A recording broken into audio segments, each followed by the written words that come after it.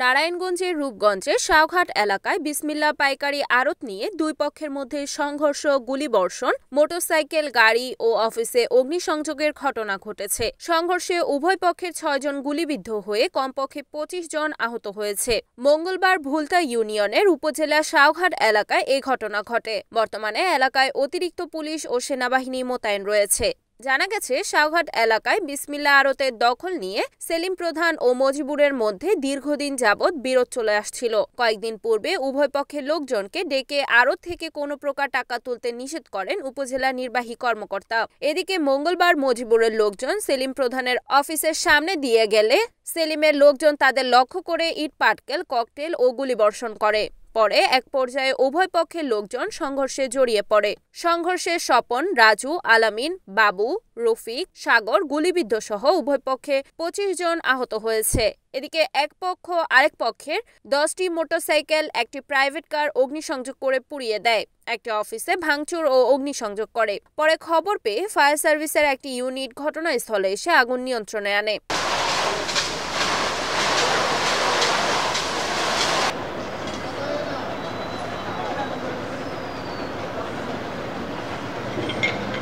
আহতদের ঢাকা মেডিকেল সহ বিভিন্ন হাসপাতালে চিকিৎসা দেওয়া হচ্ছে। এদিকে সংঘর্ষের খবর পেয়ে রূপগঞ্জ থানা পুলিশ ও সেনাবাহিনী ঘটনাস্থলে এসে পরিস্থিতি নিয়ন্ত্রণে আনে।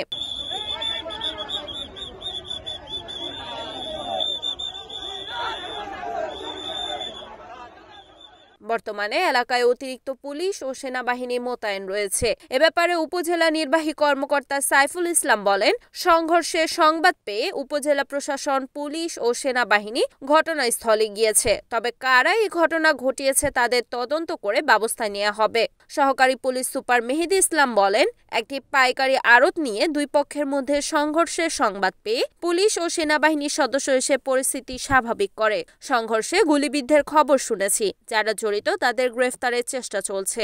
আমাদের এখানে আইসা যে গাড়ি অফিস টফিস যেগুলো আছে সব ভাঙচুর করছে এবং কি জ্বালা দিছে। আমাদের প্রায় 50টার মতো ফুন্ডার ওরা নিয়ে গেছে। আবার ওই যে রোডের মধ্যে দেখবেন আপনারা যে ফুন্ডারগুলো পুড়ছে, প্রায় এখানে ৬-৭টা ফুন্ডার এখানে আছে।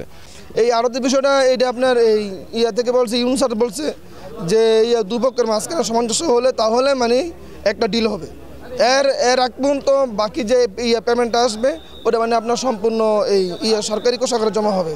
কিন্তু তাই বলে তো মানে সংঘর্ষ আমরা মানে জড়াতে পারি না, তাই না? এইসব মানে ওরা মানে হামলা করছে এবং মানে ওরা মানে দেশীয় অস্ত্র পরে মানে বিভিন্ন গানটা নিয়ে এসে মানে আমাদের উপর হামলা করছে। সব বাহিনীদেরকে নিয়ে এসে আমাদের উপরে গুলিবর্ষণ করছে এবং কি আমাদের যত গাড়ি ছিল সব লুটপাট করছে এবং কি আমাদের সব গাড়িতে আগুন লাগিয়ে দিয়ে গেছে। যে সময় মিছিল নিয়ে যাচ্ছিল আমরা পাশে ছিলাম, হেরা উপর থেকে ককলেট, গুলি বিস্ফোরণ করে। আমাদের যারা আমাদের সহযোদ্ধা ছিল তাদের হাতে কিছু ছিল না, তারা উপর থেকে করছে। সেনাবাহিনীরা দেখছে, উপর থেকে গুলি করতেছে, ককলেট বিস্ফোরণ করতেছে। আসলে এইখানে আপনার জানেন যে এই ল্যান্ডের মালিক যিনি, উনি দাবি করছেন যে উনি 10 বছরের জন্য কাউকে লিজ দেননি। আর যারা এখানে দোকানদার রয়েছে তারা বলছেন যে 10 বছরের জন্য তারা দলিল মূলে সেখানে লিজ নিয়েছেন। তো এটি আসলে আদালতের নিষ্পত্তিযোগ্য বিষয়। আদালত যে রায়টা আমাদেরকে দিবে আমরা সেটি বাস্তবায়ন করব। বাট আজকে যে ঘটনাটা ঘটেছে আমরা এটা তদন্ত করে দেখছি, যারা দোষী আমরা সবাইকে শাস্তির আওতায় নিয়ে আসবো। 2 জন না, আমি আসলে একজনের গুলিবিদ্ধ হওয়ার খবর শুনেছি। তারপরেও যদি 2 জন হয়ে থাকে আমি পরবর্তীতে বিষয়টা দেখব।